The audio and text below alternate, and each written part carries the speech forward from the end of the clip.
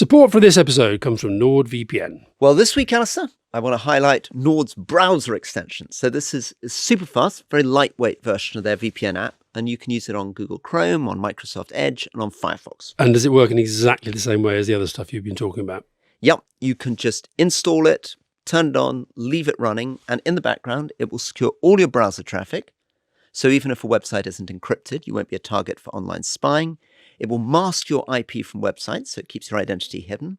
And it also blocks intrusive ads and protects you from dangerous links to malicious websites. Okay, I know you love your analogies. So this is like a digital watchdog inside your browser. Exactly. And it's a great way to take advantage of a Nord subscription, which now covers 10 devices rather than 6, so your money goes even further. So if you want to try NordVPN for yourself, go to nordvpn.com/restispolitics, and our link will also give you 4 extra months on the 2-year plan.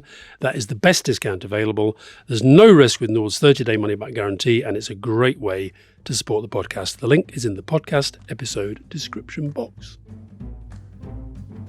Welcome to The Rest is Politics. Here we are, in the sunshine. It's nice. In what Norman Mailer, in his amazing book on the 1968 Chicago Democratic Convention, calls Riots. Probably the last great American city. So Is that what he said? Yeah, probably the last great American city. Yeah. I mean, it's the most amazing bit of political Yeah, reporting. it's wonderful. Yeah. Wonderful book. Just quick. Chicago is a city I know a little bit. I actually came here as prisons minister to be shown the Cook County jails. How was it? It was very interesting. I mean, quite revealing. I mean, quite good work on suicide, but also a very revealing moment when I was talking about relationships with prisoners, and one of the prison officers, American prison officers, said, "I'm not interested in being friends with prisoners. You know, these guys are villains, etc." So there was a very, very aggressive militaristic attitude towards prisons, and Cook County Jail is quite a famous one, isn't it? Very famous, very famous. Big. Huge. I don't know, tens of thousands of people. And how do they kind of sleep? They're not in cells, most of them. So a lot of them were in massive dormitories. Yeah. So I walked into rooms with, I guess, 40, 50 people in beds. Quite a lot of guns visible from the prison officers, which you wouldn't have in a UK prison. But it was a time when Rory Lightfoot, who's the previous mayor, was just running to take over from Rahm Emanuel. We're in the middle of one of the great democratic cities, one of the great democratic states. Unlike the Republicans who chose to hold their convention a swing state, 2 weeks ago, the Democrats have chosen to hold theirs in absolutely safe solid territory. So much so that Trump's not going to spend, I think, a cent doing television advertising here because he's not going to get any votes for presidential election. And probably Kamala Harris won't either. This is very much assumed to be Democratic territory. And a lot of the power here rests with the teachers' union. So Rory Lightfoot was basically toppled by the teachers' union. And the new mayor of Chicago who's come in, a man called Brandon Johnson, very much brought in. He's an ex-teacher, brought in the skirts of the teachers' union. But a place that is struggling a bit. Like a lot of these, it's not as bad as Detroit, but like a lot of these places in the United States, this was one of the great industrial heartlands. The population of Illinois is in fact shrinking. Employment's difficult in Chicago. Rahm Emanuel, who'd been Obama's chief of staff, who was the mayor, managed to get people like Boeing to move here, McDonald's to relocate. He's now the ambassador in Japan, isn't he? Correct. Yeah. Boeing's now relocated out of the state. And some of the educational statistics, just to finish on, to give you a sense of some of the background problems here, just 22% of students are graduating proficient in reading and only 19% proficient in maths. But 83% of them are graduating, and 86% of teachers are rated as excellent by the Chicago Education Board. So this is something we'll talk a little bit about. This is actually good move into Project 2025. One of the things in Project 2025 you're about to introduce is about taking away federal control over education and putting it down at the state level. But my goodness, Illinois and Chicago is an example of how bad education can be at a city and state level. Again, if you look at ethnicity, 54% of white students are performing to grade at reading and 48% at maths. 17% of black students at reading, 8% at maths, 21% of Hispanics, 14% at maths. So it is a real problem. This is, and it's not about funding. Funding's gone up by 37% while the roll is falling. It seems to me there is a big problem in the education system, but anybody who challenges the teachers' union gets run out of town. Interesting. Well, I spent the flight from Paris reading Project 2025. It was a 9-hour flight, and I managed to get to the end of it. It is interesting. And tell us what it is. What is this thing? Well, so this is written by the Heritage Foundation, which did a similar job, which they boast about endlessly for Ronald Reagan. And the Heritage Foundation, right-wing think tank, Very right-wing which think I, tank. as a conservative, was often invited to address, but generally it was people like Liz Truss and Priti Patel from the British... and Robert Jenrick, I think, who go has and been talk there to as them, well. yeah. I mean, it's a huge piece of work. It's almost 900 pages. It's a compendium, so they've got lots of different people writing lots of different chapters. Many of whom are ex-Trump staffers, A is that lot of right? them quite close to Trump. Yeah. Trump appears to be distancing himself from it. I'm not surprised, because I don't know if you notice when you arrive at the airport, you get coming out of the airport. The first poster I saw was from the Democratic Party. It said, "Keep freedom alive, stop Project 2025." Right. So they have finally decided, I think, this is the thing to go for. As the way of defining what Trump's policies will be if he gets into office. And because it is less ridiculous and rabble-rousing than I expected, but some of it is completely off the wall I think if you were reading, you think, who are these people? Why are they so kind of crazy about certain things? If it doesn't have an index, which for a 900-page book is quite annoying, but if there was an index, Joe Biden's in it a lot, and he's very, very bad. Donald Trump is in it, and he's very, very good in the main. China, massive. But the one thing that comes out in virtually every single chapter is abortion. Even the chapter about veterans, it accuses the Veterans Department of trying to sort of, push this grotesque homicide against the unborn child agenda. And the Health Department, so it starts off by saying that the Health Department, if the Health Department was a national budget, it would be the 5th or 6th biggest in the world, 1.2 trillion. But it sets out the main goals of the Health Department. Number one goal, promote the liberty of life. Promote the sanctity of human life. Right, stop abortion is the number one goal. Number two is about patient choice. Number three is to promote flourishing, happy marriage. Just to, again, situate listeners once more. So this think tank, the Heritage Foundation, which was very important in defining Ronald Reagan's detailed policy agenda, has basically said, we are writing the manifesto and the detailed policies for Trump. And this is what he's going to do. And in fact, they've been caught by a UK journalist group that sent in a sort of fake sheikh to interview one of their people. And he boasted to this UK journalist who were pretending to be potential big donors to 2025, boasted about how close they were to Trump, how much influence this was going to have on Trump, etc. And Trump's response, Trump's campaign response, is to say, no, he's made 12 pledges. That's all he said. He's not tied to this. And the reason they're saying that is within that 900 pages is stuff which, as you say, the Democrats can really hammer him on. If this is indeed his policy. But back to you. It's not really a manifesto as such, because what it is, it goes through every single government department and every single government entity, office of this and office of that. And it says what it does, why it's failing, and what you should do about it. It's a sort of almost formulaic. And it's also saying, and this is not stupid in a way, they understand that the two things you've got that are key in government are where the money goes and personnel. And they're basically saying Trump made a mistake first time around. He didn't fill enough jobs with his own people. And he's got to fill all of these jobs with these people.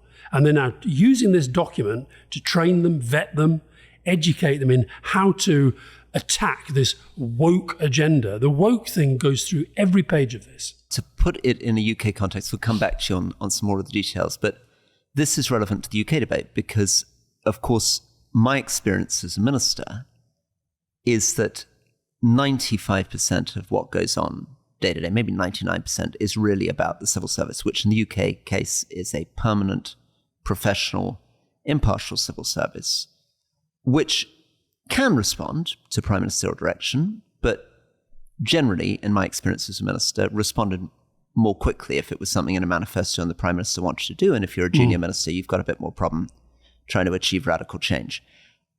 This is not unique to Britain, not unique to the US, not unique. It's every mature democracy. Basically, people grumble about the bureaucracy and the rules. And people like Dominic Cummings, who was effectively Boris Johnson's chief of staff, had a very similar view, which is that if you really wanted change in Britain, what you needed to do is basically blow up the civil service, follow where the money goes, and that's the only way to get radical change. The Blair response when you were in was a prime ministerial delivery unit, which was trying to sort of focus priorities, drive from number 10 a little bit more change through departments.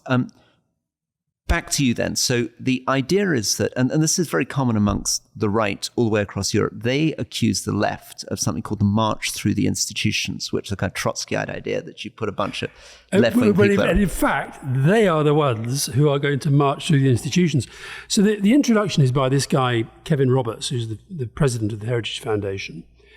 And he says, the long march of cultural Marxism has happened. Liberty and freedom under assault as never before. This is on page 1 of this 900 book. Get this.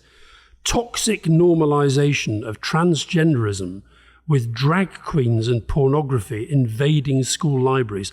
They paint a picture that is a kind of exaggerated cartoon. So we talked about the education department earlier. They basically say that the education department is a one-stop shop for a woke cartel. He talks about the Great Awakening, and then he says the 4 big themes and the big promises of this document.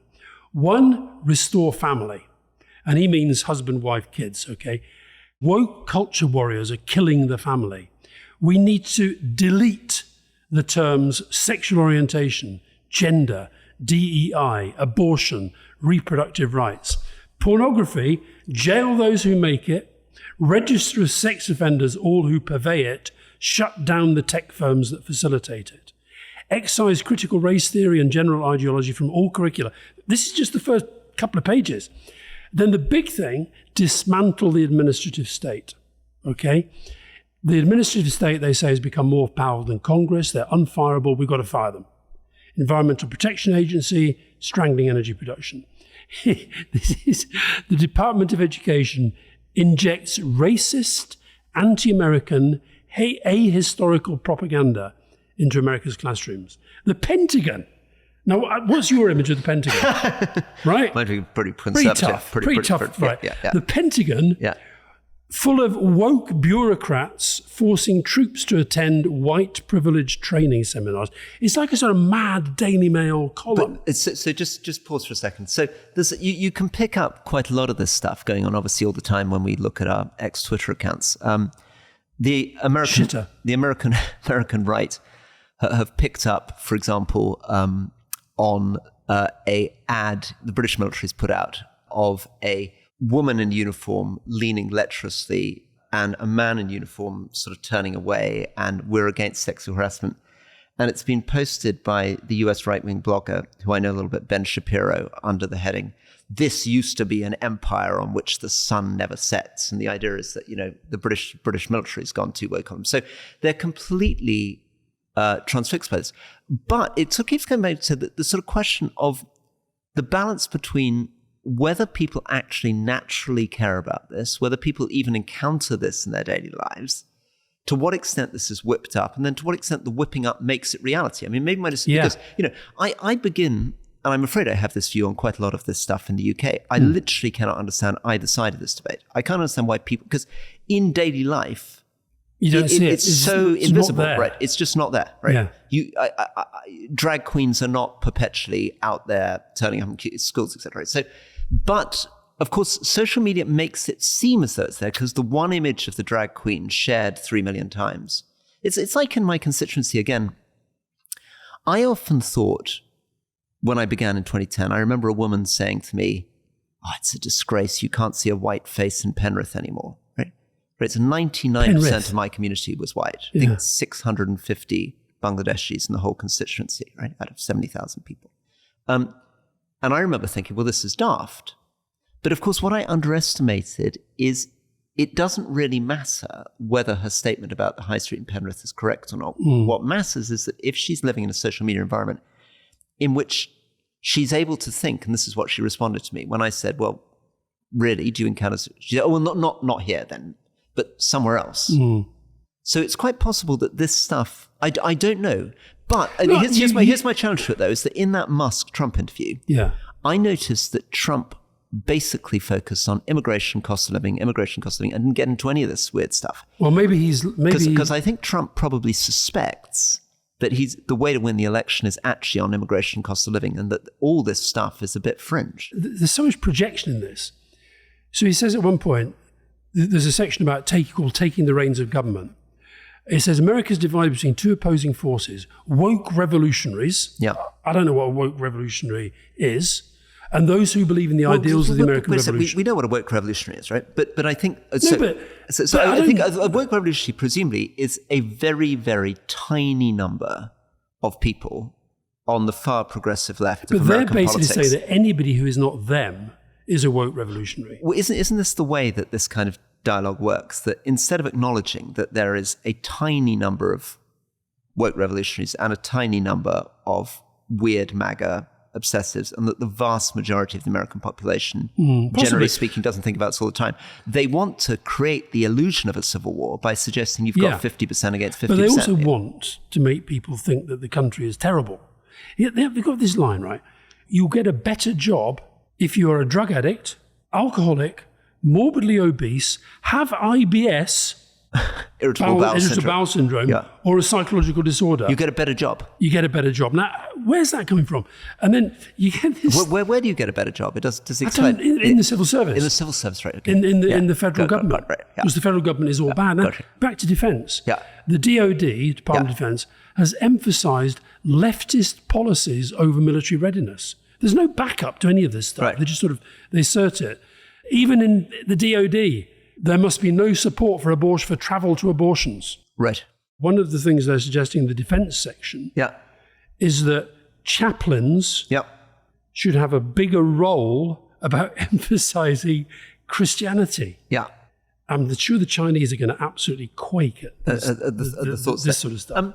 The American military prays a lot. I remember in Iraq, they took over one of the central bits of Saddam Hussein's palace. And one of the most surprising things as a British person serving in Iraq was early in the morning, thousands of Americans in uniform going in to pray every morning.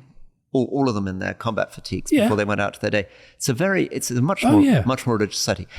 Listen, let me try to obviously not defend Project 2025, but think a little bit about where they may be onto something and where they may be getting the wrong solution to the problem. So there is no doubt that left to their own devices, because civil servants and government aren't serving customers directly, they're not like a coffee shop that can go out of business.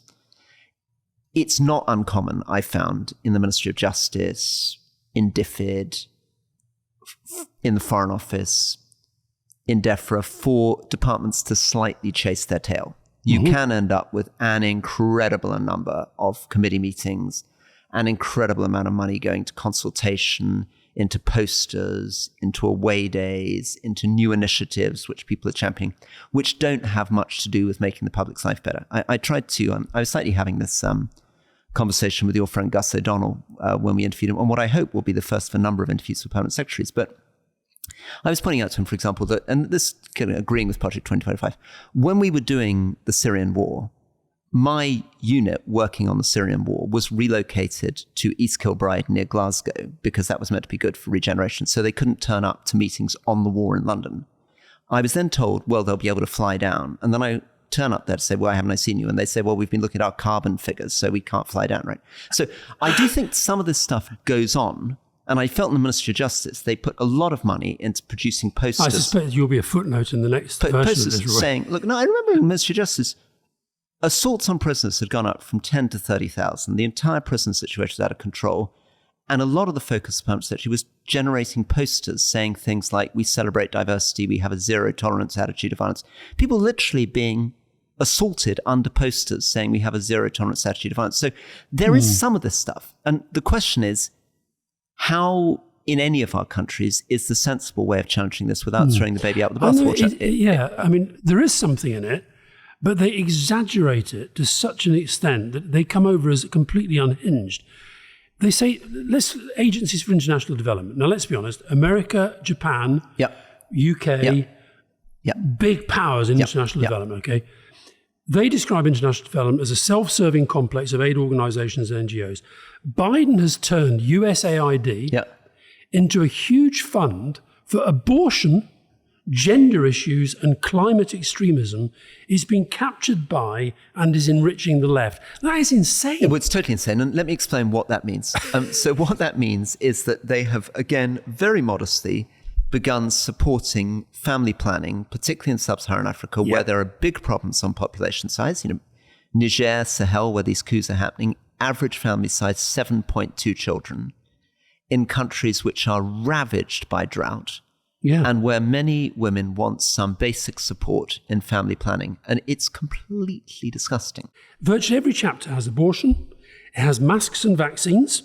Oh, they're very anti-masks. Anti-masks, anti-vaccines. On education, just get rid of the whole department. Get rid of it. I'm very shocked by this. What they're basically saying is that all education policy should be left to states and cities and not be done federally. But in fact, a lot of the progress and America's education, not at the elite level. I mean, their elite schools, places like Yale, where I'm teaching, are unbelievable. And, you know, just to put in a little plug, just in case people are interested around the world listening, the Jackson School at Yale is offering fully funded tuition, so free tuition, particularly looking for people from the developing world who want to go to this incredible American university to study government. So do apply for that. But at the other level, if you get down to primary, secondary, American results are not good in international terms. And one of the only ways in which this was turned around was by the federal government. Initially, in fact, by your friend George W. Bush, who put a lot of money in trying to focus on standardized testing, proper focus on literacy and numeracy. And that was massively resisted by teachers' unions, massively resisted at the state and city level. And yet here's the Heritage Foundation now trying to dismantle all the federal role in education.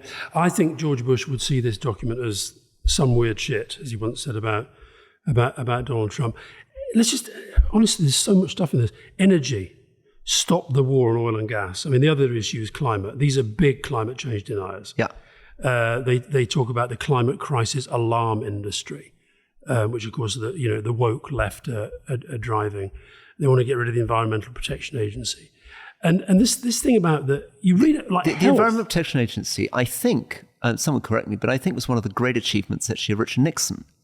A Republican brought this in, and I, when I was the Environment Minister in Britain, learnt so much from the Environmental Protection Agency. It was a real progress in the United States in terms of protecting American citizens and protecting the American environment. So here, Health and Human Services, page 1, goal 1, protecting life, conscience and bodily integrity. Abortion and euthanasia are not healthcare. That's your main point about health. It's sort of one of the things bonkers going on here at the back of it, just a sort of geeky thing for people who are interested in political theory, is there's something called unitary executive theory going on. So the conservatives on the Supreme Court justices since Reagan have been leaning into Article 2, Section 2 of the Constitution, which says all executive authority is vested in the president. And they've been trying to use this to argue that there should not be any independent agencies and that the president, not Congress and not anybody else, should control the full executive branch and drive it all the way through. And they shouldn't have to have such difficult clearance by the Senate and so forth. And being the US, instead of the sort of discussion we'd have in Britain, which would be relatively pragmatic and be adjusted by legislation and talking about what the right balance between the civil service and parliament and the prime minister should be. Being the US, it's all getting down to legal discussions on what the word vesting meant in the 18th century and what powers exactly the British king had in the 18th century and all this kind of stuff. Anyway, I don't know whether I would recommend people read it or not. By the way, I should say it's not 100% pro-Trump. It's not as keen on Vladimir Putin as he is, by a long way. And there's a very interesting, once you get to page 800 and something, there's a very interesting section on trade where they have two people giving very different opinions. Including one on pushing for free trade. Basically, somebody who says that Trump pulling out of the trade the Trans-Pacific Partnership was his biggest mistake, and that his tariffs were a big mistake as well, and warning against all the tariff stuff. So that's in there. And that's interesting because that this Trump convention that just happened is the first time that the Republicans, this time they had a manifesto, they haven't recently, but it's the first time a Republican manifesto has been produced without a huge emphasis on free trade. I mean, he's a protectionist, believes in tariff barriers, 110% on Chinese vehicles, 10% on all other vehicles, etc. I'm interested in this because it's probably the most fundamental problem that Trump will face if he gets elected, and is a huge opportunity for the Democrats campaigning against him. He's pushing on costs of living, but putting up tariff and trade barriers will almost certainly raise prices for Americans on lower incomes, and is completely against most right-wing thought, which was always traditionally about free trade in the United States. Well, it's interesting that Milton Friedman gets quoted lots in this book, but not about the economy. He gets quoted about education. The guy who makes the case for free trade is called Kent Lassman. And he starts by saying, our economy is not in decline. We've had 2 centuries of good growth. Productivity is pretty good. Tariffs in the Trump era are counterproductive. He produces research that says that the tariffs on steel lost 75,000 jobs for 1,000 that were gained. So it's not a wholly kind of pro-Trump thing. It's kind of having the conservative argument. And what that bit shows is this is where this big argument is going on with this lot. Whereas the other guy, the one thing I did find very interesting, again on China, the guy who makes the case for what he calls fair trade, supports Trump, is a guy called Peter Navarro. And he has this very, very, very long list of stuff that the Chinese do to give themselves a competitive advantage. And I hadn't realized that within the WTO, which these guys, by the way, say America should come out of, that China is still treated as a developing nation, and therefore is able to get away with a lot more than, say, America or the United Kingdom or Canada, whatever it might be. Well, the rational thing there, I think, is not a trade war with China, but trying to push for free trading, for fair trade with China rather than the trade war. Just before we go to the break, just to give people another little picture of where we are, given that we're in Chicago at the moment at this convention. One of the big issues which will absolutely resonate with international listeners is Chicago feels as though it's in the middle of a migrant crisis, rightly or wrongly. There's some debate about this, but an enormous number of migrants have moved to Chicago relatively recently. And Chicago is spending a lot of money on housing them. So some of the most iconic hotels in the center of the city have now been given over to migrants. And you are now getting a lot of opposition here in Chicago from African Americans and from the Mexican community who are very, very angry at migrants turning up and getting very generous treatment. People beginning to mutter about how hotels are being given to migrants, begin to mutter about how community centers that used to provide services for the African-American Mexican community are now being handed over to migrants. In other words, there's some things going on around us here in Chicago which are a little bit reminiscent, unfortunately, of some of the stuff that was lying behind the riots in Britain. And of course, that we see right across Europe. Yeah. Well, listen, immigration is a huge issue and is going to be a big issue in this campaign. The question for the Democrats is whether they can show that they have a plan that is better than the kind of waffle and the bluster that Trump comes out with. And presumably the challenge, if you were working for Kamala Harris, is the Republicans are going to say, you as vice president had the immigration brief, and you're on record 3-4 years ago making very friendly comments about immigration and attacking Trump. Now you're saying you're tough on immigration, but as Trump keeps saying, where's your record on this? How would you flip that around? How would you, if you were heard, how would you deal with that attack line? This is a classic. Yep. Lots done, lots to do, lots to lose. Yep. You have to show that you are serious about having a plan. I think you've got to be careful not to pander to the sort of stuff you're talking about, not to exaggerate, not allow it to be exaggerated, but to accept that it's real and have a plan to deal with it. Where I feel the mood on this is, and it's, you've got to be very, very careful, and people talk about the vibe, but it does feel very, very powerful at the moment. So walking around the place, it feels pretty buzzy. Yeah. It feels pretty confident. In a way that I think when you're looking at Trump's events at the moment, they just don't. There was one the other day I was watching on television, And the camera kept flicking to more and more seats emptying out as he carried on rambling. As he kept rambling on. And then he said, they're going to say I'm rambling. Yeah. And he says, I'm not rambling. I'm really smart. I'm smarter than she is. And do you know what I think has happened? She has got inside his head in a way that Biden didn't. Trump worked all the time about getting inside the head of the others. Yeah. And he was very successful at it. Yeah. I don't get the feeling he's inside her head. He doesn't know how to deal with her yet.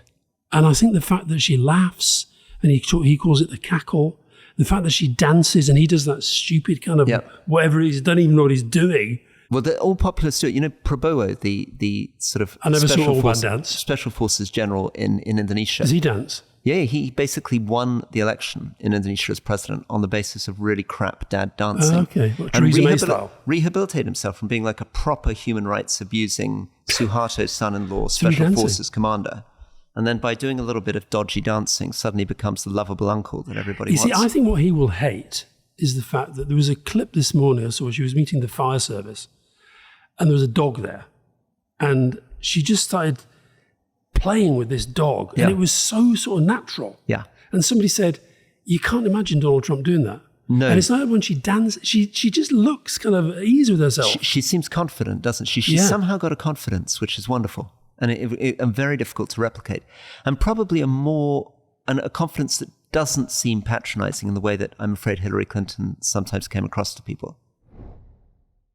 It is now just coming up from midnight Chicago time, so 1 a.m, East Coast time, 6 a.m, UK time, which you've just come in for. No, I came from France. It was another hour. So 7 in the morning. Yeah, so it's been a long day. You're doing pretty well. Yeah. We've just come out of the Democratic National Convention, where we just heard an extraordinary 1-hour speech by Joe Biden, who also must be feeling pretty sleepy. So, Alastair, convention, pretty amazing. Enormous, as you pointed out to us, Alastair, it's at Chicago Bulls Stadium, 25,000 people, incredible crowd. We were sitting in terrific seats. I noticed towering over our heads in nets were red, white, and blue balloons. I think they'll be waiting for Thursday, I suspect. Waiting for Thursday, yeah. And most striking of all, I suppose, is that all the speakers we saw, and we saw a lot of speakers. There were a lot of speeches. A lot of speeches. Yeah. Blown up to a tremendously enormous size. I don't know whether this is going to happen to us when we play the O2 in London, but I calculated that if their bodies were attached to the size of their heads on those screens, their bodies would have filled the entire stadium from the ground floor up to the roof. They would have been people who were like sort of 200 feet tall. It was an extraordinary thing looking at these giants. So we were in absolutely perfect seats right at the front of a second section up, looking straight at the speaker. And you couldn't identify the speaker from where we were sitting. No. So you have these giant screens. It was very well choreographed. There was no debate as such. It was literally just speeches and films. But a pretty good succession of a kind of mix of big names and small names. Yeah. People from different parts of the party, different parts of the country, a lot of women. Yeah, a lot of women. So but I thought I detected a bit of a narrative, which was kind of quite well organized, much better than we ever get some sort of Tory conference or something. It's a pathetic comparison, actually, when you look at the scale of this thing. But it started with, in the section we saw, which was the kind of big concluding section. We're now on the first day of the convention. Yeah, and bear in mind, there'd been a couple of hours, even before that, of kind of rules and procedure, and then a few speakers. Even as we were getting in, there was screens outside playing the speeches from inside. So I think we saw a lot of speeches, and we probably got the best. Yeah. So our section started with Gina Raimondo, who was the governor of Rhode Island and is now in Biden's cabinet. And it then moved on through a series of very, very impressive female politicians. The governor of New York, Alexandra Ocasio-Cortez, AOC, who gave a sort of startlingly brilliant speech, which we can come back to. She was the first one who managed, given that lots of people were coming and going, arriving, she was the first one that managed to keep the crowd quiet other than when they were cheering and applauding, which was a lot. Yeah, but maybe if we just stop on that for a second before we go to the kind of big structure. For anyone who hasn't seen her speak, we'll try to put a little bit of a clip up of her speaking style. I've never seen a politician like it. Really? I think it's just extraordinary. And particularly the way that she uses her eyes, her smile, her hands. I thought I detected 14 different hand gestures. I was trying to record every single angle at which she puts her hands, the way that she turns. And she was the first who wasn't delivering a speech straight at a teleprompter in front of her, but instead her eyes were flicking all the way around. Yeah. And you really got the impression she's improvising. Then Hillary Clinton, over to you. You were quite impressed by I Hillary thought Clinton's speech was speech. terrific. I think look, AOC has got amazing charisma, very, very beautiful, and she's got a nice voice, and she speaks really, really well. And she was hammering maybe points for the left of the party.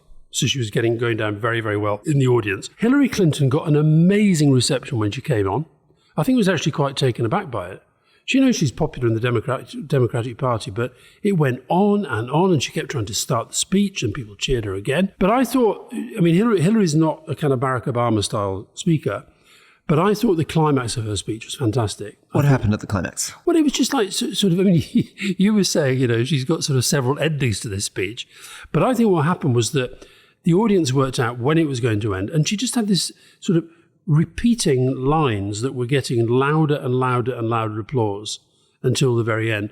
And she was trying to do this kind of big message that tied in the story of herself, which is obviously very well known that she was defeated by Donald Trump.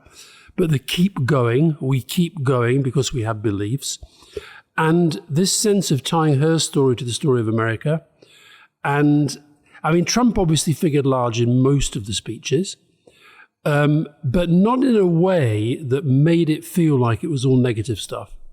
So I think she was doing a very, very positive, you know, we keep going, we're still here, and we're going to win again. Lots of the speeches, and I didn't do a kind of male v female count, but I got the sense there were more female speakers than... Certainly of the active politicians. And then we also had this surprise appearance by Vice President Harris herself. That was not in the running order. And again, not in the running order, really exciting for us, for the whole audience. She came on very short. Yeah. I think AOC spoke for about 6 minutes. She spoke for about 3 minutes. But again, magical smile, such confidence coming across the moment. You can see why people are excited by her. In terms of the structure of the story they were telling, and I thought it was really good storytelling. Yeah. First bit was a series of politicians, 3 of them in turn, saying, I come from a modest background, middle-class family. My dad worked in an ordinary job. Toolmaker. And toolmaker. And in the case of Raimondo, he lost his job because it was offshored. Mm-hmm. Leading up to the punchline, which is delivered, I think, by AOC, which is Kamala Harris understands the middle class because she comes from the middle class. Mm-hmm. Then we moved on to a union section where we were talking about how they cared about the working class. And interestingly, in America, there's this strange thing where they move between saying we're on the side of the middle class, and it was only the union organizers who actually used the word working class. Everybody else says we're from the middle class. But a lot of middle class people in America consider themselves to be working class, what we would consider to be working class. Or it's the other way around. Working class people call themselves middle class. Yeah, exactly. Yeah. It's only the unions, I think, who still use the word working class in the same way that we do. Yeah. Then they moved on to talking about how important it was that she was a woman, which was your Hillary Clinton speech. There were these videos interspersed, and quite a lot of them were building up to developing her, beginning to understand a little bit more about Kamala Harris. Where she came from. Yeah, there was a childhood. Exactly, her childhood, and then her childhood friends spoke, and her childhood friend mother spoke. Her sister, I mean, I'd never seen her sister speak before. And that was all about her being a protector. Yeah. And arranged around actually rather a sweet story about how at the age of 4 she'd stood up to a bully and stuff. Yeah. We then got on to law and January 6th, because we then had a speech that you quite liked, delivered by a law professor who I thought was a little bit wooden, and now representative from Maryland. Yeah, it was one of those. It was a very, very well crafted speech that at times was very well delivered. Other times less so. But I think what they were getting to then. He was talking about what it was like being in Capitol Hill as the mob was kind of descending. That became quite a theme through the evening, which President Biden also referred to. So there was this kind of section where it was sort of not, to us, not very well-known Congress people, including, I hadn't realized, Katty Kay was there tonight, our colleague from the Rest is Politics US, and I hadn't realized that Chris Coons is one of Biden's very, very, very close personal friends. So he then started to get into the Biden story. Because the other thing that was going on was everybody being very, very, very nice about Joe Biden. I think that's why Kamala came on. Other than to sort of, get the audience up. I think it was also, that was her moment with Biden sort of topping the bill, as it were, tonight, for her to say something very, very nice about him. And so we built up over 4.5 hours of speech, video, almost without a break. Well, there wasn't a break. Yeah, I was trying to record a tiny bit to camera, and basically it's applause, next person, applause, next person. Then they brought in abortion. So there was a very moving, actually very disturbing section where 3 women who'd had to have abortions for different reasons, building up to a woman who said, I am the classic American story. I'm a cheerleader. I'm the homecoming queen. I'm a survivor. I was raped repeatedly by my stepfather and found that I was pregnant when I was 12. And led on to say that in her current state, she wouldn't have been able to have an abortion.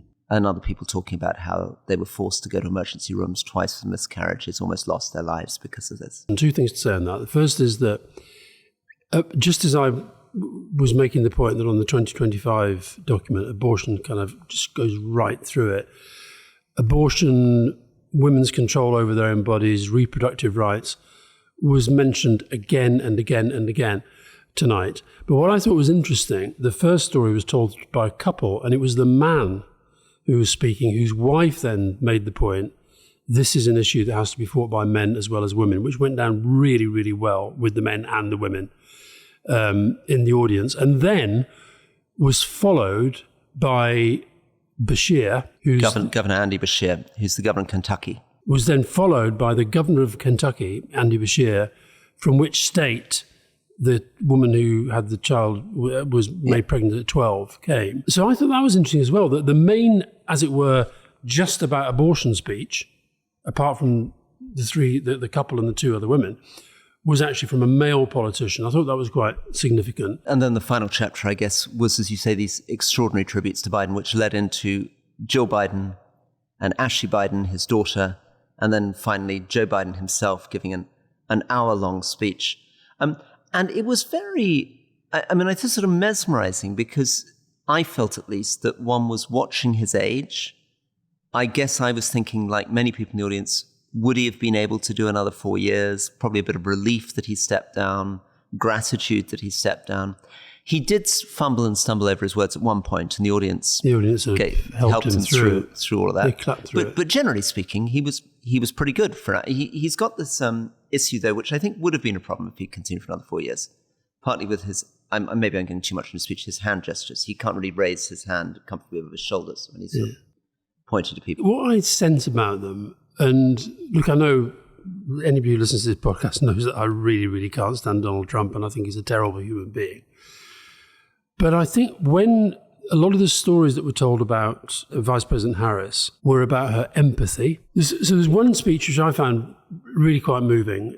A Texas Congresswoman, Jasmine Crockett, black, female, and she's told the story. She was all about Kamala Harris's empathy. And she told the story about how when she first arrived in Congress, she thought she'd made a terrible mistake. She was unhappy. She couldn't kind of find out her role. I was kind of thinking you should probably send her your book, Rory. And she said that her first meeting with Kamala Harris, her first words were, "What's wrong?" And she sensed something. And she said that she burst into tears and then told this story. And she started crying as she was telling it. She started trying to stop herself crying. And she said, I couldn't really quite, the most powerful woman in the world was wiping away my tears. So it sounds schmaltzy, but how it came over was this genuine sense of empathy. It was really lovely, which wasn't I think it? you see when you see Kamala Harris with people. And likewise, when Donald Trump did an interview recently and he mentioned Melania, and he was describing what Melania was doing when he was shot and watching it on television, she was worried. And then he said, that means she likes me or maybe she loves me. Or it was just sort of weird. The whole thing was weird. Whereas hearing Jill Biden speak about Joe Biden and then Joe Biden speak about Jill Biden and the daughter speak about both, you kind of, it's as you say, it's a show. But that was genuine. Yeah. That is a genuine couple that's been together 50 years. That was a daughter who genuinely loves her dad. And I think that humanity I think is one of the things that's really driving this kind of buzz there is around them at the moment. Really interesting also. I mean, we talked about the fact that the Kamala Harris campaign has raised well over $300 million last few weeks. And that this is going to be $1 billion campaign. And the rest. And you can see in that convention some of the ways in which real money is spent. And one of the ways in which it's spent is, I think, astonishing scriptwriters thinking very carefully about exactly the sequence between each speaker and who's coming on when and how they hand over to the next speaker. You gave the example of the governor of Kentucky coming over after the woman from Kentucky, and et cetera. And I guess the question is it worth it? Because very few people would have sat through the 4.5 hours in the way that we did, and very few people would have watched it like that. But what I've noticed, of course, on social media is that almost every story that we've spoken about has been picked up. There. So Slate has picked up one. Huffington Post has picked up the story of the man with his wife who had to have the abortion. Another one has picked up the woman crying. Another one has picked up the comments from Joe Biden. Hillary Clinton's comments about glass ceiling has appeared in another website. So it's somebody's also thought very carefully about how to give almost exclusives, I guess, to different news organizations, previews these speeches so they can go out immediately. One speech we haven't mentioned, which I thought was a really good speech, as a speech, was the speech by Steve Kerr, who's the guy who coached the American basketball team in Paris.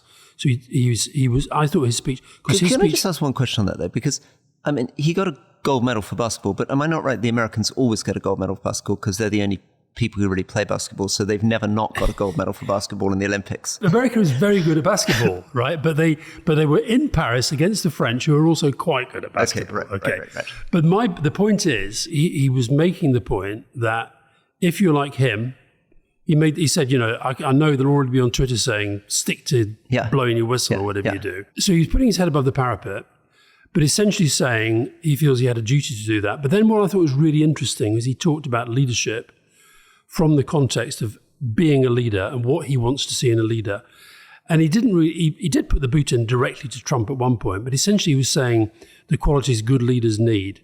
And I don't know if you were, but I was thinking every single one, I was thinking, well, Trump doesn't have that. And the one he led one was being able to laugh at yourself. Yeah, and honesty, and loving the team, and understanding that sometimes the best ideas come from the team, not from yourself. So I thought that was a very, very effective part. And so that was about leadership. And then you're right, it was sort of framed in chapters. The other thing you saw was the production values.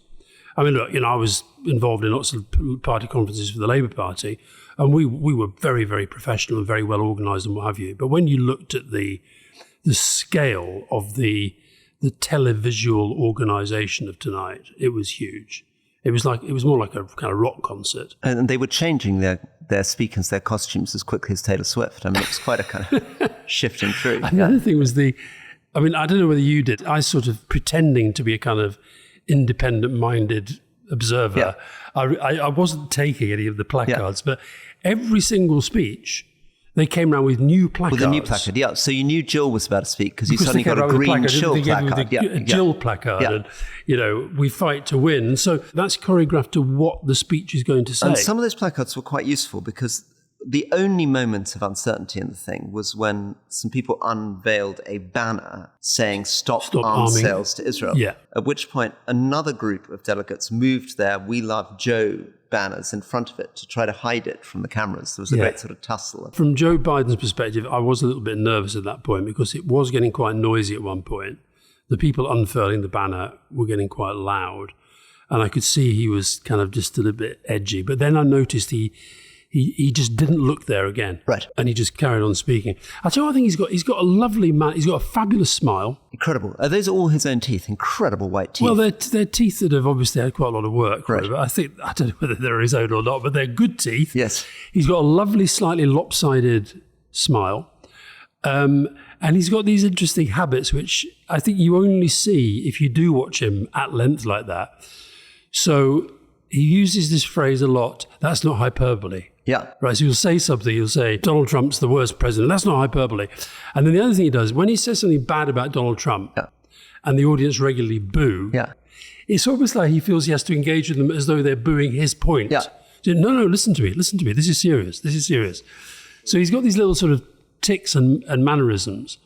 But listen, they loved him. They did love it. Just to finish from my point of view, and as we get late into tonight, I also thought there was a sort of terrible pathos to it. The sense of this man who is visibly aging, reflecting on his incredible career. You know, he entered the Senate, was elected to the Senate at 29, young as you could possibly get in. And the sense also of America's power potentially waning. You know, he was saying again and again, this is the greatest country on earth. There's no country on earth that can beat us. And you could feel, I felt anyway, a world changing beneath his feet, that America's position in the world is not what it was in the 1990s. And here was this very old man speaking almost like a kind of strange prophet about his sort of vision of the kind of incredible, undimmed brilliance of the United States. And I felt there was a certain kind of edge and pathos to that. Yeah. Where I felt the pathos was in the fact that he is the president. He's got 5 months to go. He's incredibly popular with that audience. But the truth is, even tonight, though it was largely about him, it was actually much more about Kamala Harris. And when you talk about the story that the strategists want to tell from this convention, the story they want to tell is her story. And what I think Joe Biden did really well, and it's part of his kind of whole generosity, was the way that he talked about her the whole way through. Every time that the crowd started singing, "Thank you, Joe," and he would go, "And thank you, Kamala." You know, he was very, this generous is a team to her, kind of thing. And giving her credit for things, honestly, that she didn't have that much to do with. So what I felt was that almost in the kind of the love and sympathy that was going towards him, part of the fact is the understanding that actually the power is moving away and it's moving to a different place. I also think, and maybe you feel this as somebody who is very much part of this, the intense family tribal loyalty of the Democratic Party. I mean, that is a riven party. AOC very much on the progressive left, very different views on Gaza to President Biden. And yet when it counted, all the key bits of the different leadership, all the stars of the party stand up. They sing from the same hymn sheet. They're pushing the same message. Doesn't matter, you know, that they're rebels. Doesn't matter that they annoy the party leadership. When the crisis comes, they're all standing up, saying exactly the lines they're supposed to be saying in exactly the right way. It's probably true that people won't necessarily have watched in the numbers that maybe they would have done a few years ago. But if I think about when I got up this morning, very, very early in the hotel and went down to the gym, and whichever TV station it was billing all day non-stop coverage from the convention. The Dan Baltz, who I mentioned, who works for the Washington Post, was telling me they've got about 80 people here. So this is a huge event. And there'll be very, very few people in America tomorrow who don't know at least some of what's gone on, and who will get the sense that this was very well organized. She was at the center of it. Joe Biden was really bigging her up, as was Hillary, as was AOC, as they all were. And I think a much clearer attack line that's developing about Trump. And I think it does actually relate to what we were talking about in the first part. It's this kind of extreme agenda, which they're identifying as being kind of, they really were identifying Trump, I felt, as kind of so obsessed with himself that he's actually anti-American and anti-American values. We in the kind of left of the Conservative Party always liked to describe ourselves as kind of American Democrats because we see them as quite a right-wing party. But actually on show tonight was a reminder of the fact that they do have proper left-wing roots. Oh, yeah. It's a big thing, 1 million workers from the automobile union. There was Joe Biden saying, "I'm proud to have been the first president on a picket line." The middle class made America and the unions made the middle class, one of his lines. Not Wall Street. Not Wall Street. An enormous amount about building factories. Yeah. We're going to put factories back in all those towns. You know, we used to export jobs and import goods. Now we're going to import jobs and export goods. Quite a lot about putting up taxes. But above all, I suppose, I think maybe this is my thing to finish with a question to you.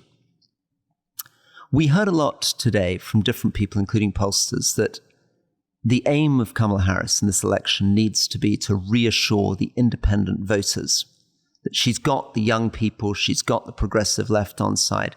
Can she win over the sort of center ground swing voters and reassure them that she's not too progressive and she's a sort of solid, stable pair of hands? Do you think today did enough to do that, or she's got more work to do? I think today is day one of a 4-day presentation to the American public of a new candidate. Everybody was talking about her. She was mentioned in every single speech. So I think what today was about was thanking Joe Biden and giving him the stage for as long as he wanted it. And he took an hour to sort of say what he'd done and why he'd done it, and then kind of pass on the baton. I think if the next 3 days go as well as today has done from their perspective, I think they will feel that they've delivered on that. Is there any risk at all that by focusing on unions and things like that, that isn't exactly the language that's going to appeal to the floating more right-wing voter? Interesting when you mentioned the kind of, so the guy, just to tell, I don't suppose this will have made much in the European media. So the guy from the car workers union at one point took his jacket off and had this red T-shirt, and just said Donald Trump is a scab, and then Joe Biden himself, and as he said it, I was saying to myself, I can't imagine Tony Blair having said that. He said, I'm proud to be called the most pro-union president we've ever had. So I think that is partly about signalling to the party, we're still the Democratic Party, and this is stuff we believe. And partly blue-collar voters in Pennsylvania. Yeah. And then I think but I suspect when we get to Kamala Harris, I think she'll be tougher than he was in relation to Israel, even though he did the whole end the war, hostages back, etc. But I think she'll be slightly calibrate that. But I think that what she has to do is to inspire, motivate, because they're talking about a campaign here, but also reassure. The inspiration and the motivation bit is vital for what's happening in that hall, and vital for people who are pressing that number to give donations, which will be all over their laptops and phones and what have you. And the reassurance is the bit that says somebody who's not following this stuff as closely as we are, but sees it on the telly through the week and thinks, yeah, I can see her doing it. Yeah, I think she'd be okay. Yeah, she seems all right. I mean, I think and getting that balance right is quite tricky. But thus far, in all of her communications since she got the nomination, I think that's what she's been doing. And now I'm leaving you, and you're going to have a very exciting time, because the amazing thing about American politics is there are just so many stars. So we saw AOC and Biden today. You're going to see Michelle Obama. Yeah. You're going to see Barack Obama. Yeah. You're going to see Kamala Harris herself. Yeah. You're going to see Tim Walz. Yeah. And maybe some celebrity singer, although you're a bit doubtful about that. Well, James Taylor was on the schedule for today, but he never appeared. I just wonder if they ran out of time. But there is this buzz going around about Beyonce. I mean, whether that happens or not. Do you know what? I've got, here's a left field one, because they had the Steve Kerr, the basketball guy. Yeah. I wonder if Simone Biles might come out and just do a little kind of, traipsing across the stage. Am I right in saying that there wasn't actually that much music? Famously in Tory party conferences, they're always coming on with, ridiculous tunes. They weren't really going with the music, were they? And yet there was a huge band just off to the right of the stage. Yeah. No, there was a bit of music, but not much. No, anyway, listen, it was pretty well choreographed. I thought it fantastic. I'm really pleased I was here with you.